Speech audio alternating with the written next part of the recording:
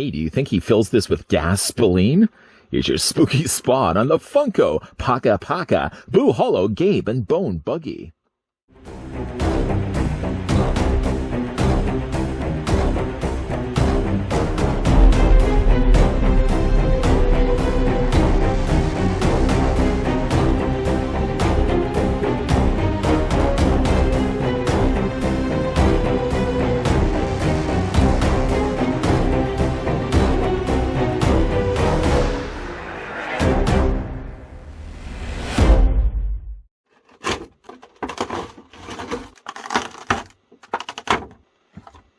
Funko and Boo Hollow are excited to bring you Gabe and Bone Buggy, the latest vinyl figure to the Paka series. Bone Buggy is Gabe's pride and joy, a custom-built roadster perfect for picking up Halloween party supplies.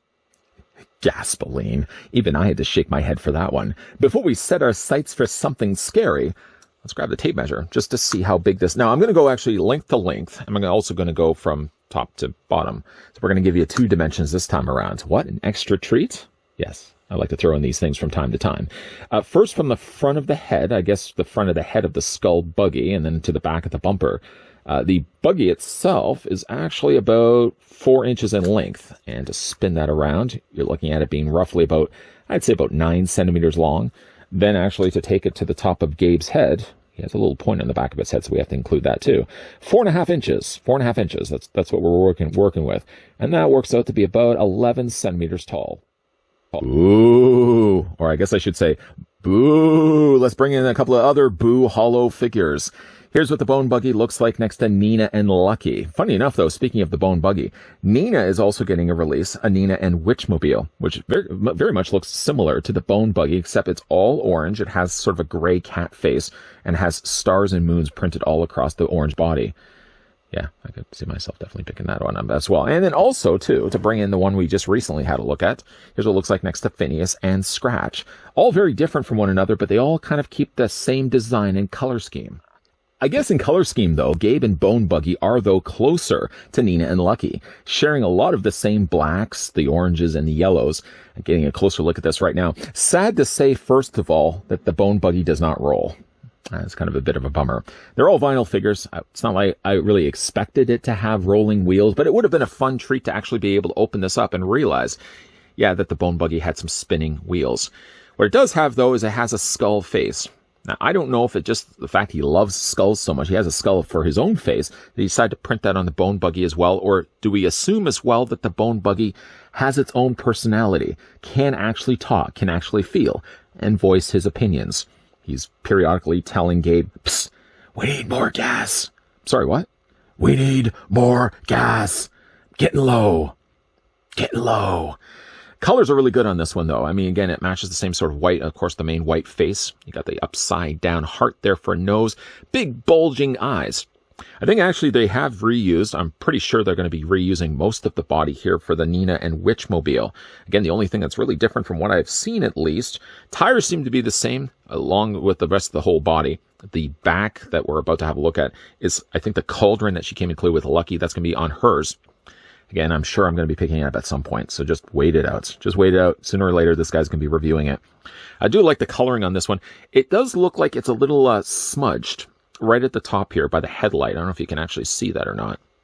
I mean, results may vary. Yours may look... If you had picked up any of these, first of all, by yourself, I don't know if yours probably will have the same smudge. It's probably impossible to think that they're all going to be exactly the same error in the same spot. But yeah, I've got a little bit... I don't know if it's glue, something. Anyways, there's a little bit of also, like, it doesn't look like the paint's been handled well enough. It's not very super sharp here at the top there. Other than that, though, it really does look like a neat looking buggy. You've got all these skulls, like rib cage, bones and parts and stuff to it. Even like on the bottom. I guess this would be the top and the bottom of the rib cage, and that's sort of divided in between by the tires on both the sides here, nicely bright orange. You got some additional yellow added in there as well. The hubcaps painted in yellow. Just a fun-looking vehicle. I would love just to have driven this around. One thing that's also neat is on the back of it, you can also see it says Boo Hollow with bones. A nice, fun, personalized license plate. And again, you've got the same matching colors there of the orange and the yellow there on the front, or on the back that matches the front there as well. You've got yourself also a translucent sort of yellow visor here. It's not so much a windshield. It's not really bracing him against the wind. It's sort of just there suggested. It's going to protect his hands more than anything else. Any pebbles or debris that come off the road is still going to be hitting him in the face. It's only going to just be protecting his hands. You can see that he's sitting inside the car. Unfortunately, his legs have completely vanished. They're just completely been enveloped by the rest of the car. Is he maybe even part of the car? Maybe they're like Siamese twins that have been joined at birth. It just so happens that his jointed brother happens to have tires. Where are we going with this thought process? Anyways, he's obviously missing his lower half. That's the reason why I started talking about that. It's sick thought. His head does have posability. I mean, of course, you can't really move it all that much. If you move it too much, you can actually see it starts rubbing against the front windshield, suggested windshield. So it may start actually wearing away a little bit of the paint here on the front. Paint on his face is nicely, again, handled here. Unlike the front of the car where they've actually just painted in the upside down heart, they have actually carved it into the front of the plastic. He also has, very similar to Harry Potter, a little lightning bolt on the top there as well. Dotted areas representing, I guess, the tops of his eyelids. Maybe even that's an eyebrow. I don't know what this is down below. Maybe just wrinkles. Of course, he's got really cool looking teeth there as well. I've worked with a few people whose teeth are this, both shape and color. I'll leave it with that. Like just a really fun looking figure though. He's got a little point there on the back of his head. Again, we already talked about the fact that these rotate. I mean, I love if these could actually have glowed in the dark. For a fact, Funko loves to get the most mileage out of their molds. Why not just release these down the road with maybe like an all kind of glow in the dark parts where you'd be able to illuminate these. Sadly, they don't light up. They don't glow in the dark or anything like that. And then, of course, on the back, he's got himself a tiny little trick-or-treat bag. It's permanently molded there, so you can't remove it. You can't take it off or anything like that. And it looks like he's collecting nothing but candy corn. Oh, I might even help my... Don't mind if I do? Okay, thank you. I'll just grab myself a few of those.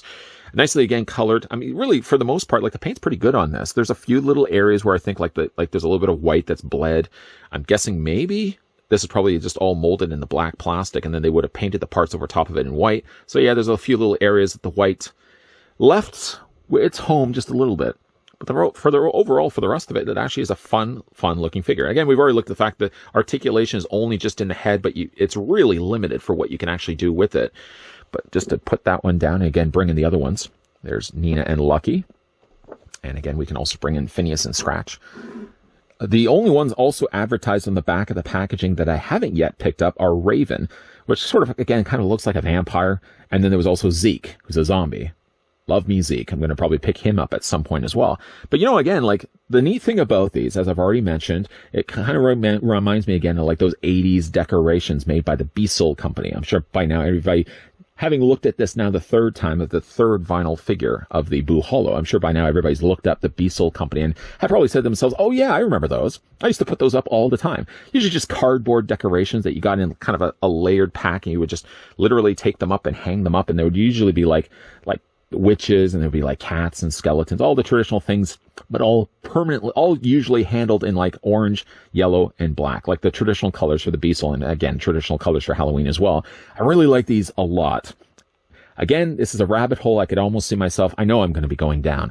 I'm going to be probably picking up the rest of the vinyl figures. They've also made the blind boxes that I'm probably likely to pick up, and they've also made the orbs, the little capsules, not so little, that you can actually buy as well.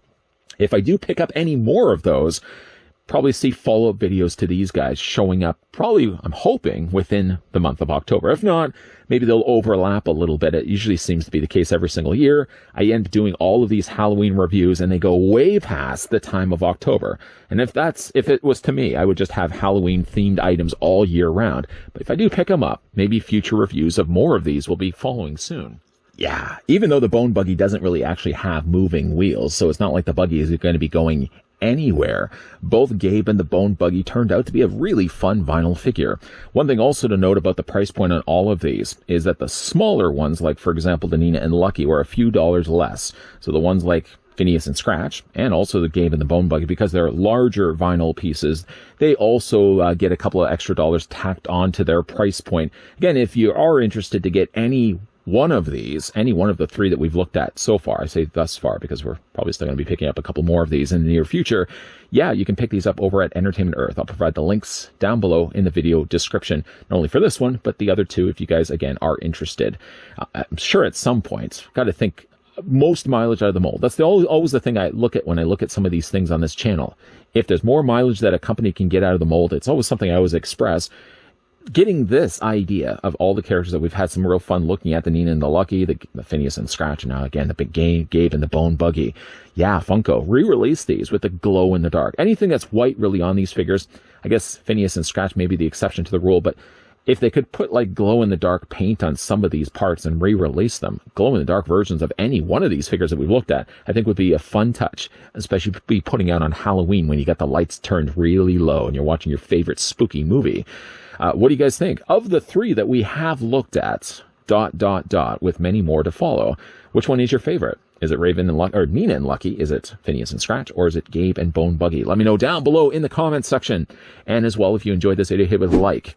If you're loving the spooky content that you guys have been seeing all this month, with hopefully more to follow, yes, more will be following, then make sure you hit the subscribe button down below and turn on the bell notification. And again, while we have wrapped up the review with Gabe and Bone Buggy, it's definitely going to be a lot more spookerific reviews coming your way during the month of Spottober.